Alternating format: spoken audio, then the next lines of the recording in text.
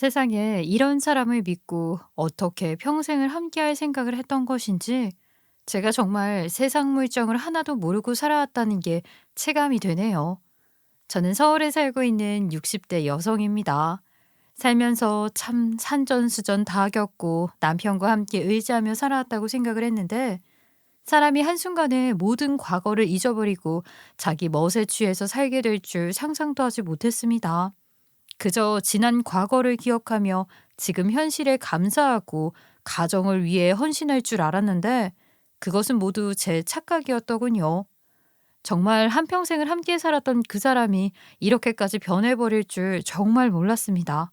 시간을 돌릴 수만 있다면 차라리 가난했던, 같이 고생했던 그 시절로 돌아가는 게 더 행복할 것 같다는 생각까지 들더라고요. 제가 어떻게 이 가정을 유지하기 위해서 노력을 해왔는데 고작 돈이 생겼다고 사람이 그렇게 행동을 할 수 있는지 놀라울 따름입니다. 여러분들은 그런 경험을 한 적이 있으셨을까요? 함께 해온 모든 추억이 변색되어 버려 과거에 전부 오물이 묻어버린 것 같은 기분을 느껴본 적 있으신지 모르겠습니다. 적어도 저는 그렇게 느껴지더라고요. 정말 이 나이까지 남편을 사랑했냐 물으신다면 그건 잘 모르겠지만 함께 고생해온 시간에 대한 추억 그리고 기억이 전부 퇴색되어 버린 듯한 기분을 받았고 저의 모든 것이 부정을 당한 느낌까지 들더라고요. 저희 자식들도 변해버린 남편의 모습을 보고 혀를 내두를 정도였으니까요. 제가 무슨 대단한 이야기를 가지고 왔길래 이렇게까지 배신감을 느끼냐 싶으실 분들도 있을 텐데 제가 어디 한번 가감없이 저의 모든 이야기를 털어놓아 보려고 합니다. 정말 마지막까지도 저에게 뒤통수를 치려고 했던 남편의 아주 못된 모습까지도 어찌 보면 저의 허물이자 인생의 오점일지도 모를 이야기를 쭉 한번 풀어보겠습니다. 저희 남편은 말입니다. 처음부터 돈이 많아서 넉넉하게 삶을 살았던 사람이 아니었어요. 저랑 결혼을 결심했을 때만 하더라도 가진 게 한 푼도 없어서 정말 무엇을 먹고 살아야 할지 고민을 많이 해야 하던 시기였었고, 결혼을 하고 우리 둘이 어떻게든 밥은 굶지 말자며 하루 벌어서 하루 먹고 살아야 하는 처지였었어요. 남편은 정말 몸을 아끼지 않고 일을 했기 때문에 몸이 성취하는 날이 훨씬 더 많았죠.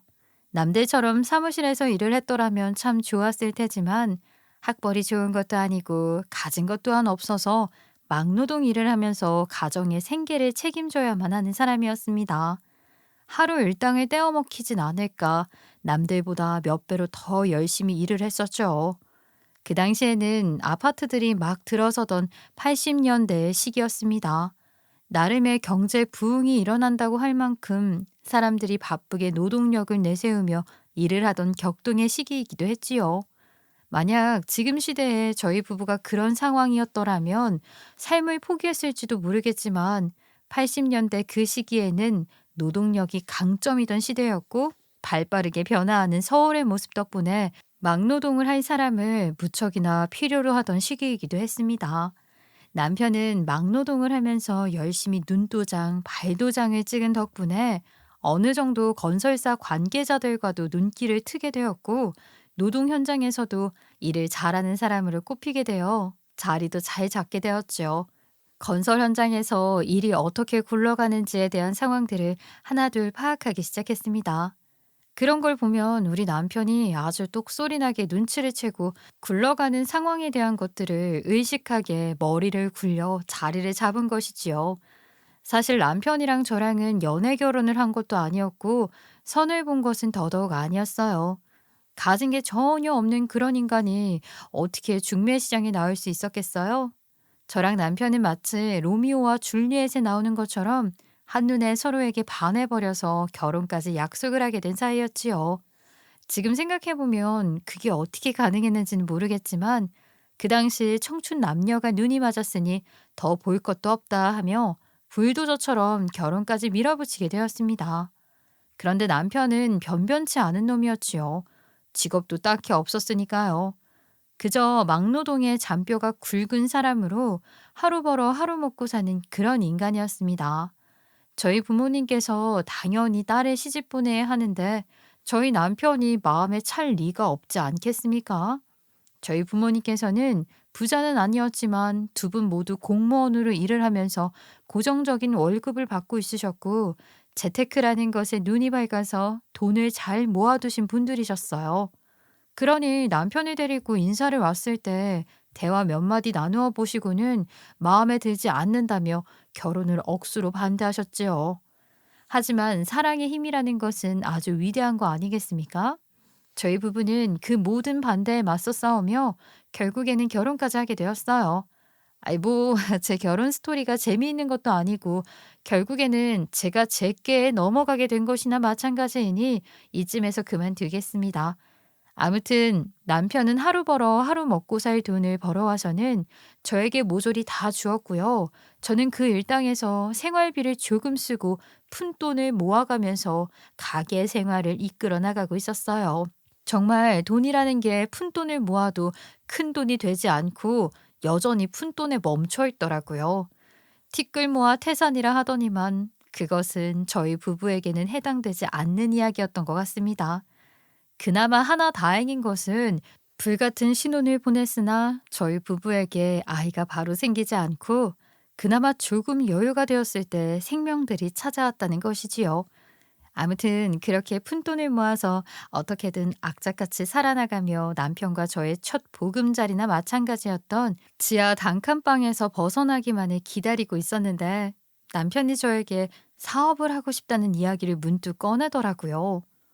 내가 현장 굴러가는 것을 보니까 내가 이 사업에 뛰어들어도 좋을 것 같더라. 건설회사를 하나 차리겠다는 포부가 있는 것은 아니고 그 밑에서 기생을 하기에 충분한 물자들이 많으니까 내가 그 일을 한번 해보면 어떨까 싶은데 내가 당신이 너무 고생시키는 것 같아서 미안해. 사업이요? 갑자기 사업이라 하니 가슴이 덜컥 내려앉네요. 지금 우리 먹고 살 형편도 힘든데 정말 사업을 한다고 우리 부부가 부자가 될 수 있을까요? 괜히 빚만 더 늘어서 생활이 어려워지는 건 아닌지 걱정이 많아요. 아무리 요즘 다리도 짓고 도로도 만들고 아파트가 마구마구 들어서는 시기라고는 하지만 바로 그거야. 절대적으로 노동자가 필요하고 건물을 짓고 도로를 만들고 하는데 들어가는 부자재들이 어마어마하게 필요한 시기라는 거지. 내가 이번에 아파트 현장에 들어가면서 거기 관계자들한테 들었는데 아주 좋은 시멘트들을 외국에서는 싸게 싸게 들여올 수 있다고 하더라고. 내가 그 사업을 한번 해보고 싶다 이 말이야. 당신이 무슨 수로 외국 사람들이랑 이야기를 해서 시멘트를 들여오겠어요. 나는 괜한 짓을 하지 않고 그저 지금 현실에 충실하게 살면서 돈을 모았으면 좋겠는데 일단 나는 너무 무서워요. 지금 생활도 빠듯한데 당신이 괜히 빚이라도 지게 되면 그걸 다 어떻게 갚아 나가야 할지. 그거 시작도 해보지 않고 벌써부터 실패할 걱정을 하면 어떻게 해? 내가 막노동반에서 일을 하면서 말이야. 건설업자들을 한두 명 만나겠어? 지금 시기가 딱 적기라 이 말이야. 건물이라는 게 한 번 지으면 10년, 20년 지나서 다시 부수고 짓는 게 아니잖아. 그러니 지금 막 들어설 때 시멘트를 팔아야 떼돈을 번다 이거야. 시멘트를 어디서 어떻게 들여오면 되는지, 건축 부자재들을 어디서 가져오면 되는지 내가 정보 하나는 빠삭하게 주워들었다 이 말이지. 듣는 거랑 하는 거랑은 다르잖아요. 물론 당신이 이렇게 자신만만하게 이야기를 하니 저도 어떻게 더 해야 할지 모르겠지만 정말 자신 있으면 시작을 해보던가요. 내가 당신 절대로 힘든 일 없도록 할게. 지금보다 훨씬 잘 살면 잘 살았지. 절대로 더 궁핍하게 살게 하지는 않을 거야. 문제는 물건을 사려면 투자금이 필요한데 말이야. 그 돈을 어디서 끌고 와야 할지, 그게 막막하단 말이지.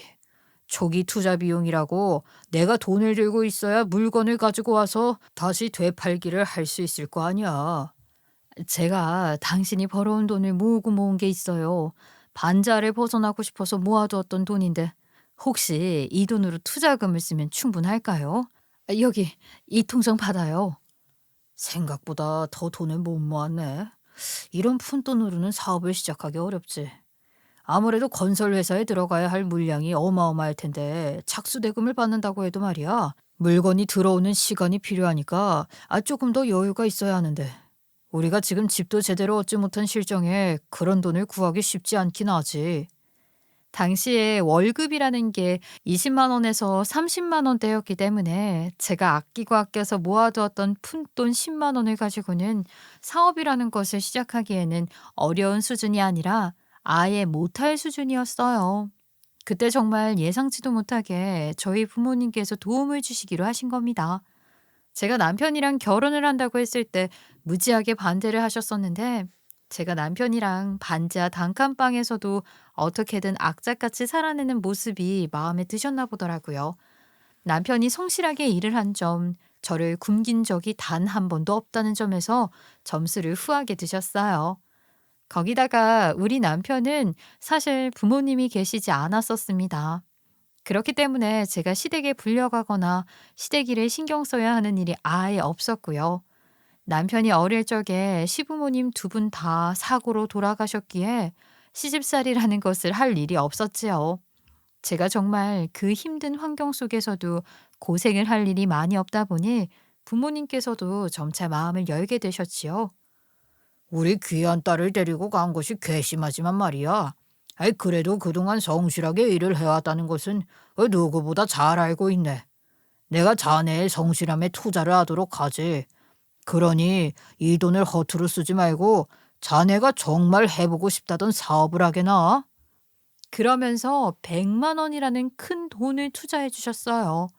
그 돈으로 당시 물가를 환산해 보면 정말 어마어마한 돈이나 다름없었지요. 누구에게는 3-4개월치의 월급이었으니까요. 남편은 그 돈을 받아서는 사업이라는 것을 시작하게 되었고 정말 이리저리 뚫어놓았던 인맥들을 총동원해서 본인이 이루고자 하는 것을 확실하게 해내가고 있었어요. 정말 그 당시에 남편은 해가 막 뜰 때 출근을 해서 해가 다 진 어두컴컴한 새벽에나 돌아오게 되었고 저는 그런 남편을 기다리며 뜬 눈으로 밤을 지새우고 남편의 옷가지들을 정리해 놓고 다려 놓고 다음날 출근을 배웅하곤 했었죠. 하루하루가 너무 힘들고 지친 생활의 연속이었지만 우리 부부에게도 봄이 찾아올 거라 믿어 의심치 않으며 그렇게 서로 의지하고 응원하며 지냈어요. 당신이 나 때문에 고생을 하고 있는 것 같아. 그래도 우리 인생에 볕들 날이 오지 않겠어? 우리 삶에 언젠가는 두 다리 쭉 뻗고 살 수 있는 날이 찾아올 거라 생각하고 같이 힘을 내보자. 당신이 나를 기다리는 시간에 꼭 보상해 줄 수 있도록 노력할게. 당신이 내 가족이 되어준 것에 평생 감사하면서 살 거야. 남편은 말처럼 정말 점점 사업을 확장시켜 가기 시작했어요. 당시에 우후죽순으로 생기던 건설 회사들의 시멘트를 납품했고 뒤이어 갑자기 일어난 건물 짓기 붐으로 인해 부자재들이 부족해지자 일부러 우리 남편을 찾아와서 본인들 회사에 납품을 먼저 해달라며 로비를 하는 사람들도 엄청나게 늘어나게 되었어요. 남편은 뒤로 그 돈들을 모두 챙겨가면서 계약을 우선적으로 해나가기 시작했고 점점 더 사업이 불어나게 되었어요. 건설업체를 하나 만드는 게 오히려 돈이 되지 않겠냐고 주변에서 꿰는 사람들도 많았지만 남편은 그렇게 위험 부담이 큰 일은 하고 싶지 않다고 하면서 부자재들을 수입해서 판매하는 일에 더욱 힘을 쓰기 시작했죠. 그리고는 시세보다 훨씬 값을 부풀려 팔았음에도 부자재를 구하기 쉽지 않았기에 다른 회사들에서는 남편에게 어떻게든 뒷줄을 대서 납품을 받으려고 애를 썼어요. 물건이 많이 모자라던 시기이기에 값이 비싸도 죽죽 팔렸고요. 남편은 그 힘을 얻어서 무역회사를 차려 사업을 확장시켰습니다. 반지하로 시작한 저희의 신혼집은 결혼 5년 만에 강남의 든든한 아파트로 이사를 가게 되었고요. 신사동에 빌딩도 하나 세우게 되었지요. 그리고 눈에 넣어도 아프지 않을 우리 자식들까지 낳아서 그 어느 때보다 풍족하고 행복한 결혼 생활을 이어가고 있었어요. 모든 것이 남편의 명의로 되어 있긴 했지만 남편은 사업을 유지하는 일에 힘을 쏟아내고 있었기 때문에 건물을 관리할 시간이 전혀 없었어요. 신사동에 있는 건물에 세를 주는 일부터 시작해서 건물 청소까지도 제 손으로 전부 해낼 만큼 저는 건물 관리에 힘을 쏟고 있었어요. 우리 부부가 푼돈을 벌어 하루 먹고 살던 노동자 신세에서 이렇게 번듯한 건물주가 되어 세를 받게 되다니 누가 꿈이나 꿀 수 있는 일이었겠습니까? 건물에 들어와 있는 가게들에서 일을 하는 사람들 중에는 저를 건물주 부인으로 알고 있는 사람들보다는 건물 청소부로 알고 있는 사람들이 더 많을 정도로 저는 건물에 애정을 쏟아부었고 제 손으로 하나하나 관리를 해갔지요. 그렇게 저희 부부의 나이가 40대에 이르렀을 때 남편은 평생을 놀고 먹는다 하더라도 괜찮을 만큼의 부를 쌓게 되었어요. 일도 일이었지만 건물 시세가 엄청나게 오르게 되었고 저희가 처음에 건물을 지었을 때와는 비교가 되지 않게 주변이 성장하기도 했지요. 거기다가 그만큼 새값도 올랐고 저희 부부 통장에는 매달 아주 큰 돈이 입금이 되었지요.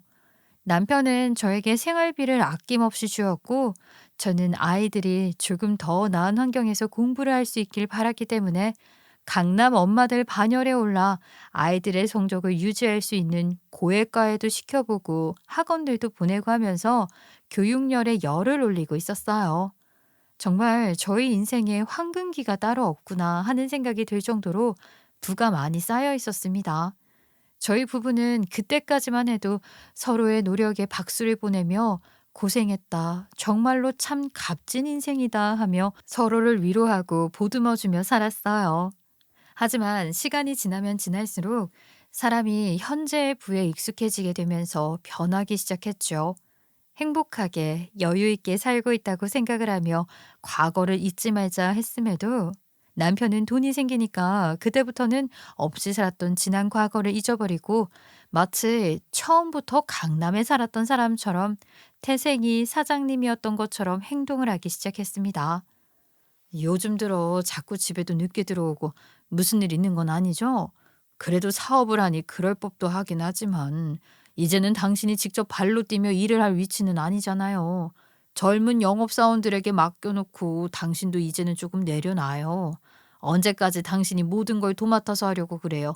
이제는 우리도 여유가 있으니까 조금 놀러도 다니고 해봐요. 사장이 그렇게 손을 놓고 있으면 되겠어? 난 지금도 충분히 내 인생을 즐기고 있어.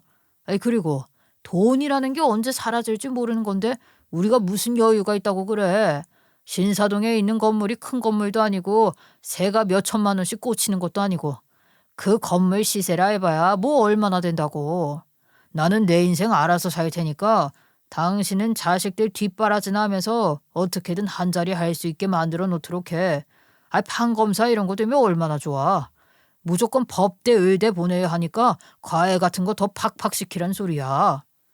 아유, 언제는 아이들한테 건강하게만 자라면 된다고 말을 하더니만 애들한테 너무 공부 그러지 마요.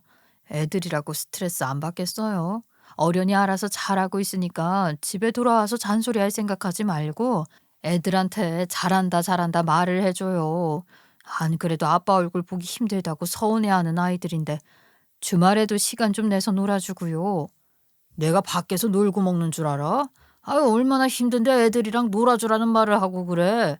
당신이 그런 건 알아서 다 하고 난 그냥 바깥 일이나 신경 쓰면서 살 테니까. 아, 그리고 이번에 우리 먼 친척이라는 사람이 돈 좀 빌려달라고 하던데 건물 월세 들어오는 통장 좀 줘봐. 가족인데 서로 돕고 살아야지. 당신 부모님이 돌아가시고 나서 친척분들이랑 연락도 다 끊어졌다고 안 했어요? 지난번에도 무슨 고종사촌이 돈 빌려달라 해서 빌려주고 아직 돌려받지도 못했으면서 아이 또 무슨 친척한테 돈을 빌려준다고 해요. 게다가 그 사람들 당신이 어릴 때 부모님 돌아가신 이후에 얻어 살다가 다 쫓아낸 사람들 아니에요? 아, 그 옆편네 말 맞네. 며칠이라도 집에서 지내게 해준 사람들인데 당연히 도움이 필요하다고 하면 도와야지. 가족이라는 게 별거야, 어? 이럴 때 서로 돕고 살아야 나중에 그만큼 복이 돌아오는 거야.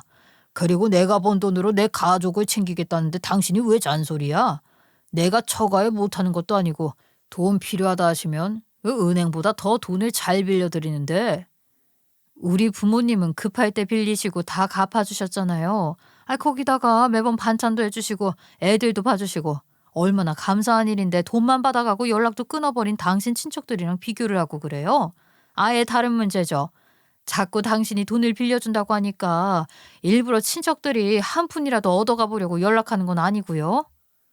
지금 내가 부모 없이 자란 고아라고 우리 친척들까지 싸잡아서 인성에 문제 있다고 무시하는 거야? 뭐야? 어? 당신 집안 사람들은 죄다 대학도 나오고 공무원 떡하니 하고 있다고 인성질하는 거냐고. 우리 친척들은 전부 상놈의 집안이라 뒤통수를 친다는 거야? 뭐야? 아, 무슨 말을 그렇게 하고 그래? 내가 언제 그렇게 말을 했다고 비약을 하고 그래요. 신세를 지었던 친척집에서 돈 달라고 하는 거 그거 웃긴 거죠. 당신 어릴 때 밥 먹는 것조차 눈치를 줬었다고 서름에 가득 차서 말을 해놓고는 뭐가 좋다고 돈을 찾아올 거라 은혜를 갚으라고 했다고요? 갚을 은혜가 있어야 갚지. 그 어린애 눈칫밥이나 먹여놓고 당신 고등학교 때부터 혼자 살았는데 한 번을 들여다보지 않았다면서 왜 돈을 빌려주냐고요. 이것도 말이 좋아 빌려주는 거지 강탈이나 다름없는 거죠. 그러니까 오히려 잘 됐지. 그렇게 무시하고 눈칫밥 먹였던 조카가 부자가 되어서 돈 빌려달라고 쭈글쭈글하게 빌어야 하는데 자존심이 얼마나 상하겠어. 내가 아주 이를 갈면서 살았어. 그 인간들 어떻게든 내 발 밑에 무릎 꿇게 만들겠다고. 보리밥에 김치만 먹으면서 다짐하고 또 다짐했다고. 얼마나 속이 상할 거야. 그렇게 무시하던 인간이 떡하니 사장이 되어서 돈방석에 앉았는데 내가 아주 저들의 마음을 헤집어 놓을 절호의 기회인데 그걸 놓치겠어? 저 사람들은 그저 돈밖에 안 보이는 사람들인데 무슨 마음을 헤집어놔요. 그저 돈 빌려주면 좋다고 할 사람들인데 당신한테 비굴한 모습 보이는 거 아무렇지도 않을 거라고요. 당신이 그냥 호구짓 하는 건데 그걸 왜 몰라요? 돈을 빌려주지 않는 게 오히려 복수하는 거죠. 이 여편네야 조용히 해. 내가 알아서 할 테니까. 예전에는 내가 하는 일에 찍소리도 안 하더니만 왜 이렇게 잔소리가 늘어서는? 집구석이 조용할 날이 없어 아주. 남편은 혀를 끌끌 차면서 제 이야기를 들으려고 하지 않았고 그러면 그럴수록 저는 남편에 대한 실망감이 커지기만 했죠. 아이들이 하루가 다르게 커지고 사춘기를 지나가기까지 했음에도 우리 남편은 아이들에게 관심이 하나도 없었으며 학교에서 성적을 얼마나 받아오는지만 신경을 썼어요. 아이들이 하고 싶어 하는 일이 각자 있음에도 불구하고 항상 전교에서 상위권 성적을 유지해야 한다. 1등이 아니면 그 누구도 기억해주지 않는 세상이니까 무조건 1등을 해야 한다. 판사, 검사, 의사가 아니면 소용이 없는 일이라며 잔소리를 해댔죠. 정말 주말에나 얼굴을 볼까 말까 한 아버지가 그런 잔소리만 한다고 생각을 해보세요. 아이들이 과연 정이나 붙일 수 있겠어요? 아이들은 항상 남편의 얼굴을 보는 것을 두려워했고 싫어했어요. 남편은 자기가 한 짓을 생각도 못하고 아이들이 살갑게 굴지 않는다고 저를 잡았고요. 도대체가 집에서 애들 가정교육을 어떻게 시키고 있길래 애들이 지혜비 보고도 살갑게 구는 날이 한 번도 없어. 당신이 일부러 애들한테 대놓고 지혜비를 무시하라고 교육이라도 시키는 거야 뭐야? 우리 애들은 성격에 다 문제가 있는 거 아니야? 내가 이런 집구석에 들어와서 뭘 바라는 건지. 자식 교육 하나 제대로 안 시키고 뭘 했어? 당신이 애들한테 먼저 살갑게 다가가면 되잖아요. 애들 얼굴 볼 때마다 성적 이야기나 하고 학원을 더 늘려라 공부해라 잔소리만 하니까 애들이라고 당신이랑 이야기하고 싶겠어요? 아유 나 같아도 당신이랑 이야기하기 싫겠다. 당신이 한 행동이 있는데 그걸 전부 애들 탓으로 돌리면 안 되죠. 당신이 더 어른이잖아요. 내가 다 피가 되고 살이 되는 이야기를 하는데 그걸 못 알아듣고 저러다가 나중에 다 후회하지. 아무튼 내가 이 집구석에서 숨을 쉬기가 싫어 아주. 점점 남편과는 대화가 되지 않는 지경까지 오게 되었어요. 남편이 사업을 하니까 아무래도 아는 사람 또한 그만큼 많지 않겠어요? 같은 사업을 하고 있는 친구들이라거나 거래처라던가 점점 남편 주변에는 일과 관련된 사람들만 늘어났죠. 그런데 글쎄 그 사람들을 만나서 그렇게 돈을 펑펑 쓰고 다니더라고요. 그중에는 남편보다 훨씬 더 돈이 많은 부자들도 많았는데 없이 살았던 것이 본인의 치부라 생각을 하는 건지 뭔지 남편은 돈을 더 과시했어요. 남편은 본인이 돈 계산을 전부 다 하면서 어깨에 뽕이라도 차오르는 건지 뭔지 그들에게 일부러 더 건재하다는 것을 과시하고 싶어 하는 것처럼 돈 자랑을 하고 싶다며 펑펑 써댔죠. 이래서 졸부라는 말이 있는 건가 하는 생각까지 했어요. 진정한 부자들은 그런 거 하나 신경 쓰지 않는데 없이 살았던 인간의 자격지심과 비슷한 것이라 느껴지게 되었죠. 저는 당연히 그런 남편을 말렸어요. 뭐 아무리 그래도 신사동에 건물을 가지고 있었고 그 가치가 50억 정도는 되었으니까 한두 번 만나서 밥값으로 몇백만 원을 쓴다고 한들 티도 안 나긴 했지만 이 생활을 계속 유지해가는 건 아니라는 생각이 들었죠. 남편의 사무실은 저희 나이가 40 중후반에 들어설 때까지도 잘 이어지고 있었어요. 정말 신께서 도와주셨다고 느낀 것이 IMF가 터졌을 당시에도 다른 사람들은 줄줄이 도산을 할 때 우리 남편의 회사만큼은 건재하게 잘 버텨냈었다는 것이었지요. 하지만 세월이 많이 흐르게 되면서 대기업에서도 자급자족을 시작하고 건물을 지을 때 들어가는 부자재가 확연히 줄어들게 되고 아무튼 경제 상황이 이상하게 돌아가게 되면서 남편의 사업은 점점 더 빛을 잃어가게 되었어요. 빚을 지거나 경영난에 시달리는 건 아니었지만 그만큼의 돈벌이가 되지 않았죠. 그러던 어느 날 정말 황당하게도 남편은 어차피 건물이 있기 때문에 노후를 신경 쓰지 않아도 된다며 저와는 전혀 상의도 없이 회사를 처분해 버렸습니다. 그 사실을 알았을 때의 황당함은 정말 말로 표현하기 힘드네요. 제가 정말 한평생 같이 살아온 와이프가 맞나 하는 생각까지 들었으니까요. 회사를 처분한 이후부터는 있는 돈을 까먹으면서 살게 되었어요. 자식들이 점점 커지면서 돈은 더 많이 필요하게 되었고, 저희 친정 부모님 노후에 들어갈 노후 비용 또한 보태드리고 싶은 마음이 있었는데, 돈이 나가야 할 일은 태산 같은데 들어오는 돈이 적어지니 씀씀이를 줄이는 수밖에 없더라고요. 정말 하루 일당으로도 푼돈 모으며 살았던 과거가 신기할 정도로 큰돈을 펑펑 쓰게 되었었으니 씀씀이 줄이는 게 쉽지 않았어요. 그러니 우리 남편이 제일 먼저 뭐부터 끊었는지 아시겠어요? 본인이 친구들을 만나서 사치 부리는 것을 끊는 것이 아니라 저희 부모님의 노후 비용부터 끊어내 버리더라고요. 솔직하게 말을 해서 내가 여태까지 들인 돈이면 사위로서 할 만큼은 다 한 거 아니야? 십수년간 매달 용돈을 들였는데 우리도 이제 나이를 먹을 만큼 먹었고 말이야. 앞으로 어떤 일이 어떻게 생길지도 모르고 나도 할 만큼 했으니 이제는 알아서 노후 준비하고 사시라 해. 처가는 연금도 꼬박꼬박 나오잖아. 저희 친정 부모님께 매달 200~300만 원의 용돈이라도 드렸다면 제가 말을 안 하죠. 한 달에 고작 30만 원 드리고 있었는데 그동안 벌었던 재산도 있으면서 할 만큼 했다고 말을 하는 게 제 입장에서는 서운하기도 하고 어이가 없기도 했어요. 그동안 받은 게 얼마인데 고작 그 돈으로 퉁을 친다 이 말입니까? 그리고 자기가 친구들에게 밥 한 번 살 때마다 몇백만 원을 카드로 시원하게 긁으면서 정작 가족들은 돌보지도 않는 게 참 황당했죠. 고급 일식점부터 시작을 해서 고기도 청담동에 있는 독방으로 되어 있는 비싼 고깃집 아니면 밥을 안 드시는 분이 그깟 30만 원 가지고 이렇게 생색을 낼 줄 누가 알았겠어요. 사실 남편은 그 30만 원의 돈을 들이면서도 엄청나게 아까워하긴 했습니다. 저희 부모님이 초기 투자 비용 준 것도 다 까먹고 예전에 부모님께서 결혼을 격렬하게 반대를 했었기 때문에 자기가 상처를 받았기 때문이라고 말을 하더라고요. 그때 사실 저희 부모님께서 남편을 향해서 모진 말을 많이 내뱉긴 하셨었죠. 어디 부모도 없는 꼬아가 내 딸을 넘보긴 넘봐.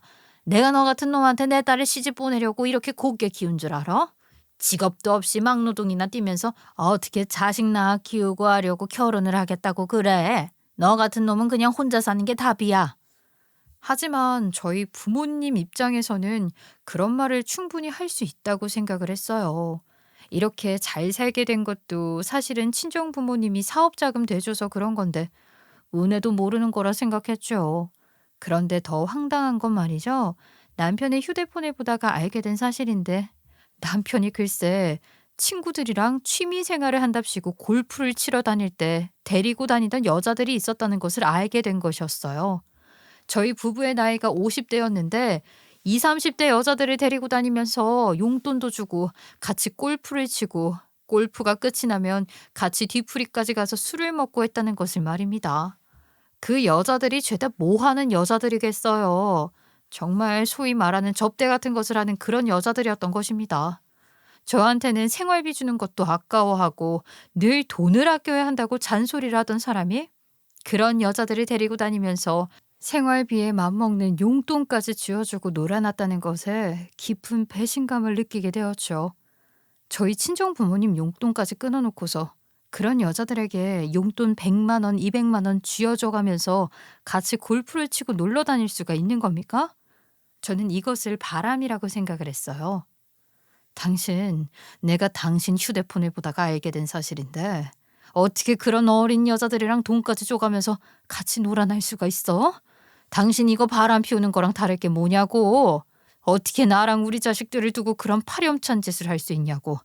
너무나도 실망했고 당신을 더 이상은 믿지 못하겠어. 내가 그동안 당신 뒷바라지를 얼마나 했는데 나한테 이런 상처를 줄 수가 있어? 우리 부모님 용돈까지 끊어놓고 그런 짓을 하고.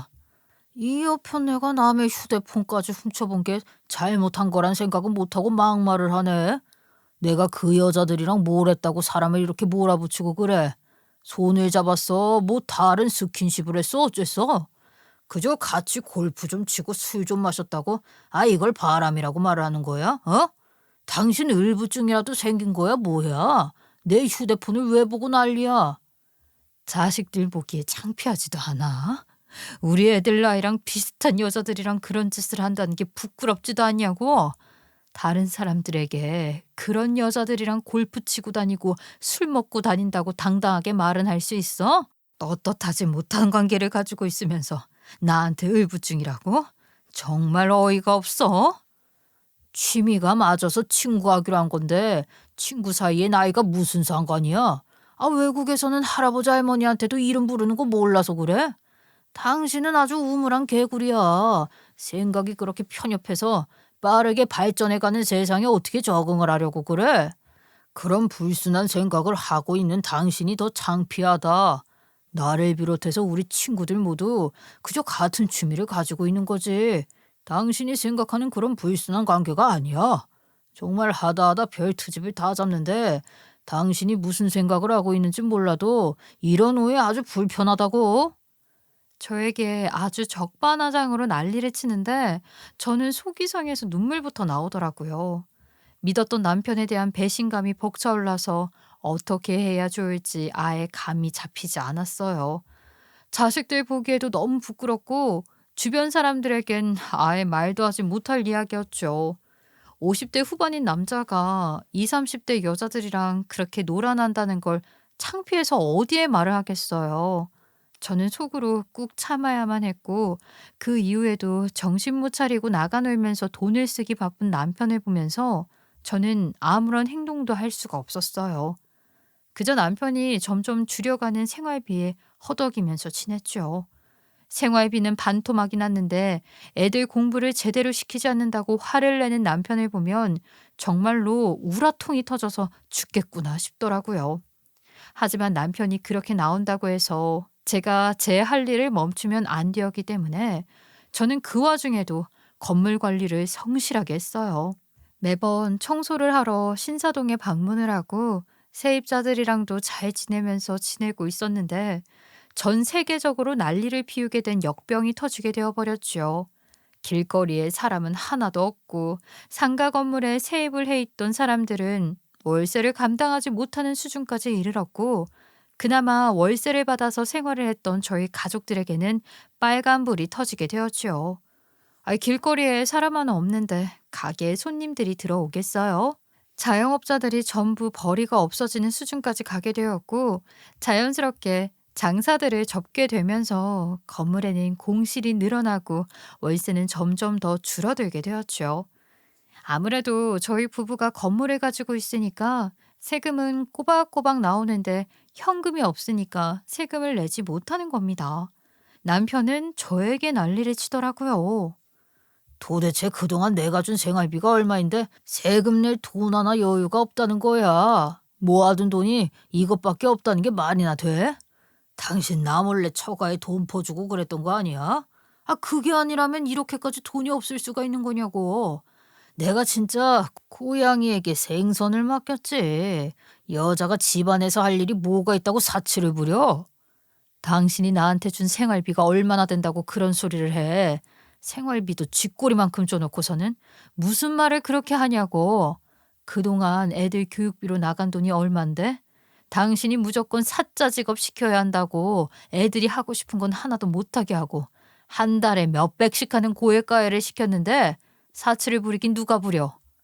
그렇게 고액가해를 했는데도 애들 성적이 왜 저 모양이었었는데? 당신 어디서 사기 맞고 온 거 아니야? 쥐뿔도 없는 과외 선생한테 돈만 퍼준 거 아니냐고?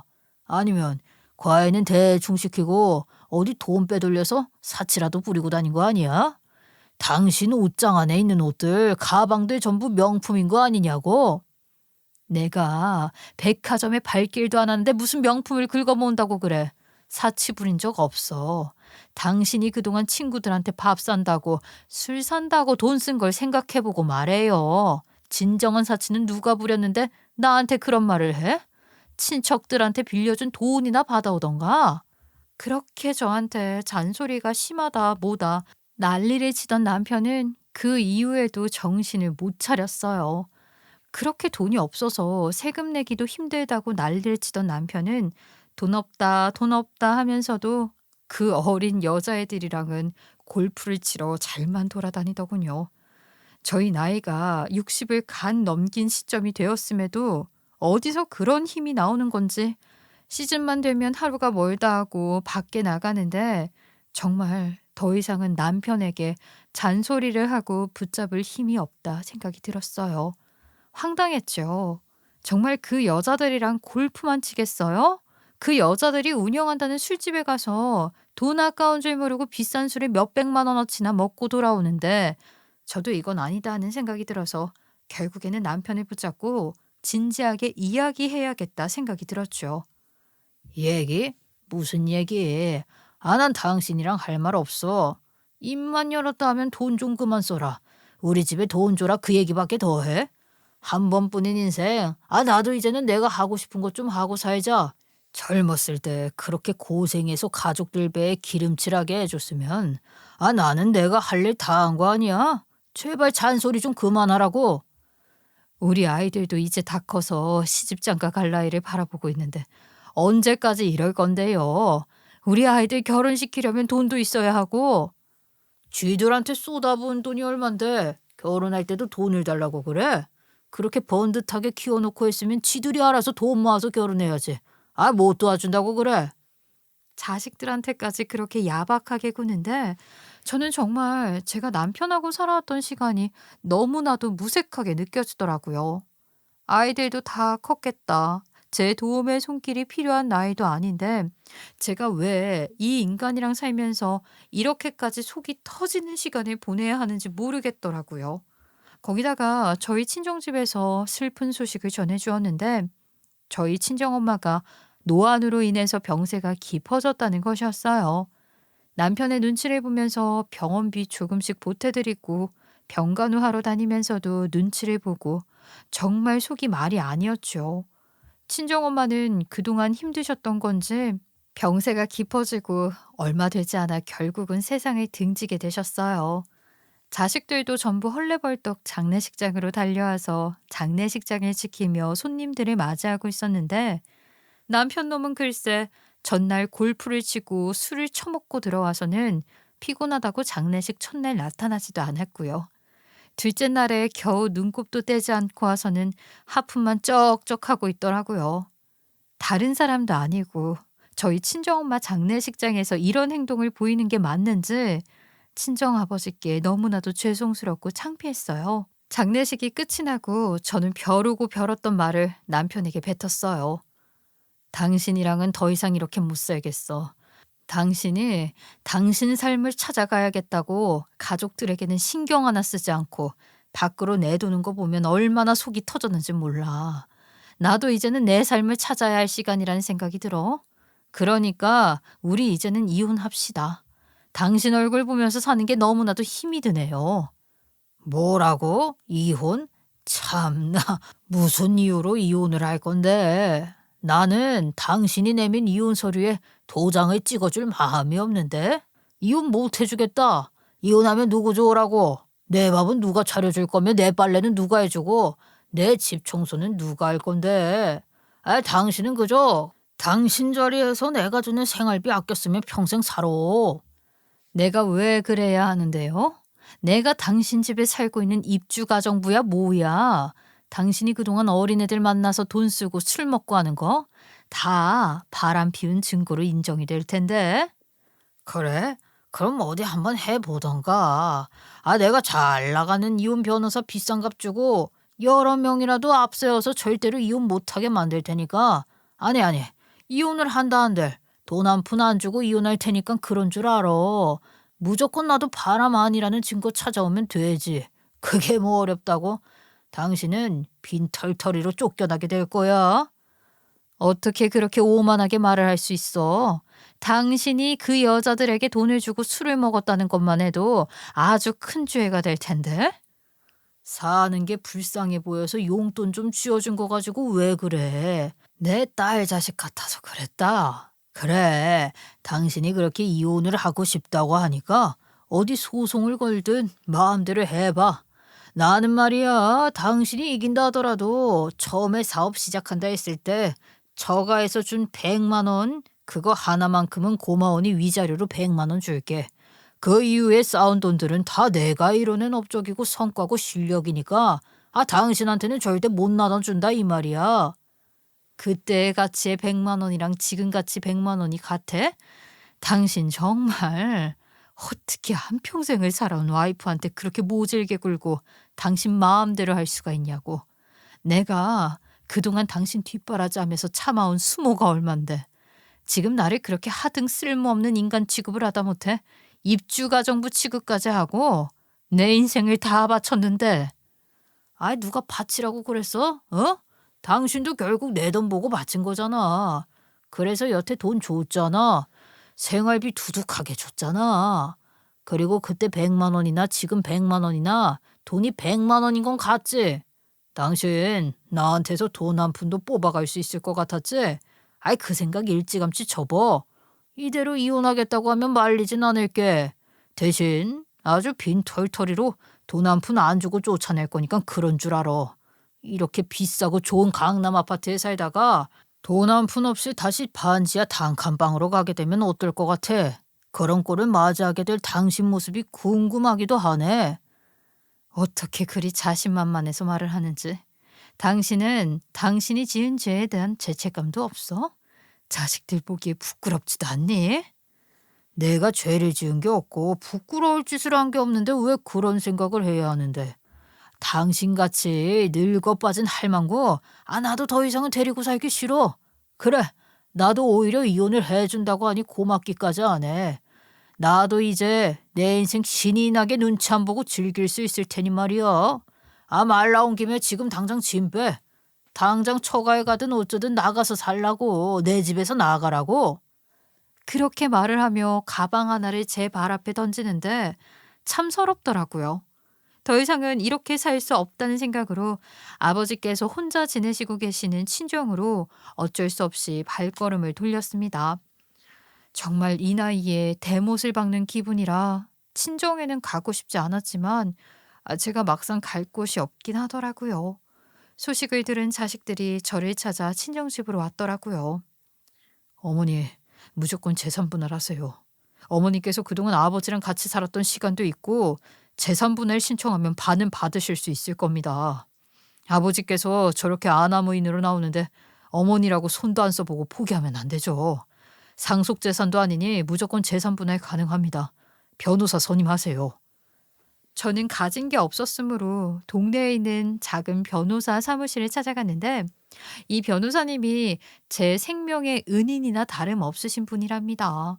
저의 살아온 이야기를 꼼꼼하게 들어주시고는 아주 저렴한 값으로 수임료를 받으셨거든요. 그리고는 누구보다 꼼꼼하게 이혼 준비를 해주셨습니다.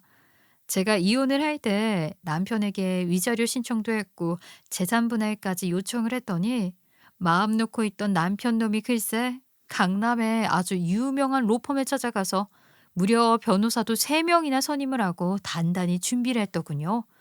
정말 더럽고 치사한 인간 아니겠습니까? 다른 사람도 아니고 자기 때문에 상처를 받은 마누라에게 재산 한 푼 주기가 싫어서 그런 짓을 한다는 게 그런 놈인지도 모르고 이 세월을 같이 살았다는 게 참 바보 같더군요.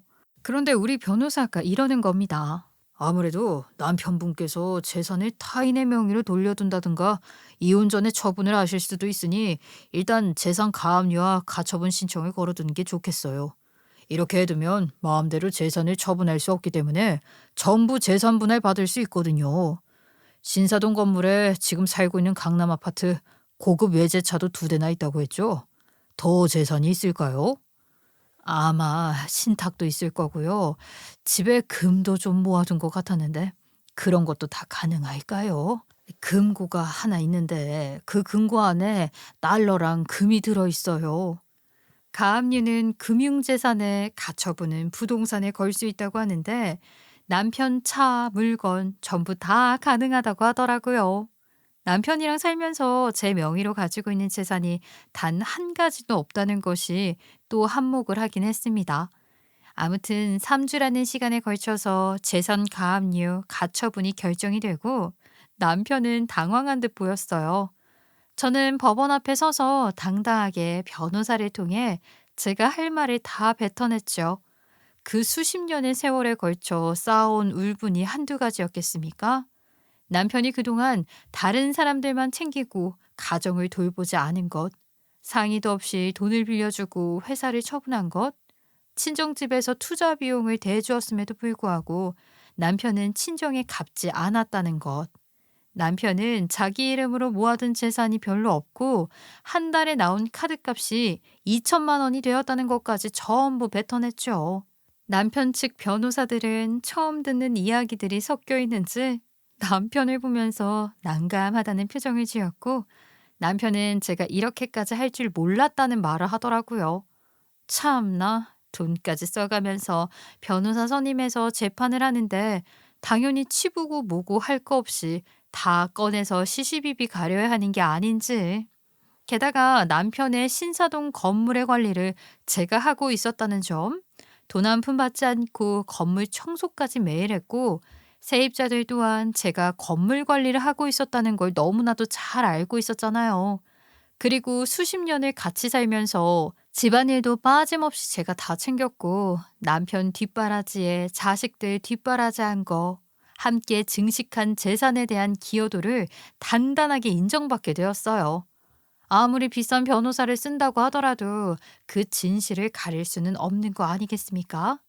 당연히 법원에서도 재산 분할에 대한 기여도를 남편보다 저에게 더 많이 인정을 해주었어요. 그러니까 한마디로 남편의 재산 반 이상을 제가 가지고 오게 되었다 이 말입니다. 어쩔 수 없이 남편은 건물을 처분해서 저에게 재산 분할해 주어야 했어요. 신사동 건물에 살고 있는 집, 자동차, 현금, 금 전부 기여도가 인정이 되었기에 남편은 그 건물을 저에게 통째로 넘겨야만 했어요. 그 과정에서 나오게 된 세금 문제 또한 남편이 해결을 해야 했기 때문에 집을 처분해서 작은 집으로 이사를 가야 했고요.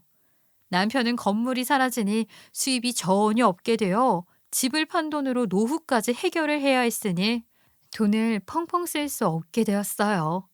저는 신사동 건물이 저에게 오게 되면서 일단은 월세를 낮추고 세입자들을 받는 데 힘을 썼습니다. 코시국이 잠잠해지면서 다시 거리에는 활기가 차오르게 되었고 손님들이 늘어나게 되니까 건물 월세도 밀리지 않고 들어오게 되었어요. 저는 이제 건물 청소를 하는 사람이 아니라 정말로 건물주가 되었답니다. 아니, 재산 분할이 어떻게 내가 더 적을 수가 있어. 이건 말도 안 되는 일이야.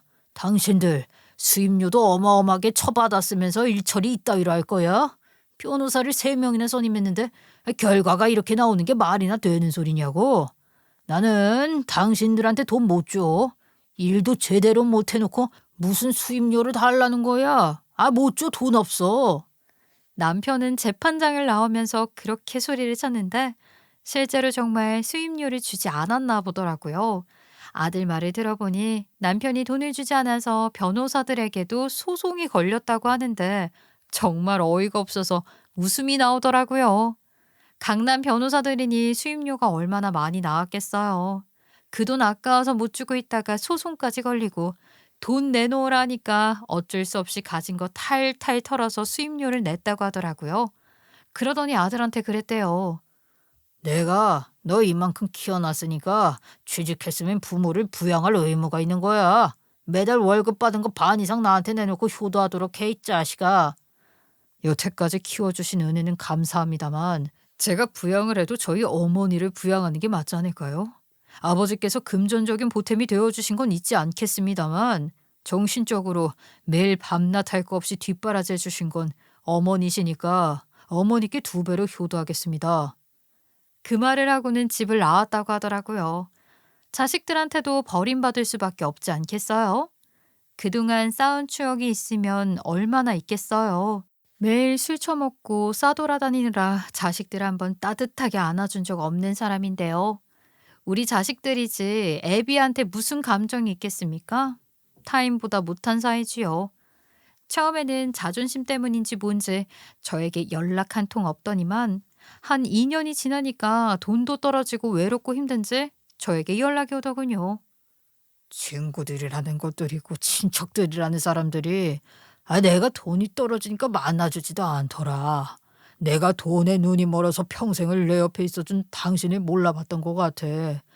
가진 게 전부 사라지니까 당신의 빈자리가 너무 크게 느껴져. 우리 다시 잘해보면 안 될까? 나 이제 방황도 다 끝내고 가정에만 집중해서 살게. 후회하기엔 이미 늦은 것 같네. 연병 떨지 말고 당신은 당신 삶을 살아요. 나는 지금 너무 행복하니까 내 삶을 즐기겠습니다. 그렇게 말을 하고 끊은 뒤로 더 이상 전 남편의 전화를 받지 않고 있어요. 요즘 저희 친정아버지께서도 기력이 많이 쇠해진 탓인지 힘들어하셔서 병원에 모시고 다니고 있는데 참 속상합니다. 우리 아버지 마지막까지 제가 잘 보살펴 드리려고 합니다. 가시는 길 외롭지 않게 말이죠. 정말 건물이라도 제 손에 들어와서 이렇게 마지막까지 효도를 할 수 있어서 얼마나 다행인지 몰라요. 앞으로도 가족의 평안을 위해 힘써보려고 노력하겠습니다. 제가 가진 것들을 당연시하게 생각하지 않고 늘 감사한 마음으로 지니면서 말이죠. 그리고 우리 자식들에게도 이번 일을 교훈으로 삼을 수 있게 가감없이 보여줄 생각입니다. 60대 앞으로 살 날이 지난 날보다 적겠지만 제 인생 마지막까지 알차게 보내보려고요. 저와 비슷한 또래분들이 많으실 텐데 다들 복 많이 받으시고 행복하셨으면 좋겠습니다. 시덥지 않은 제 인생 이야기 들어주셔서 정말 감사합니다.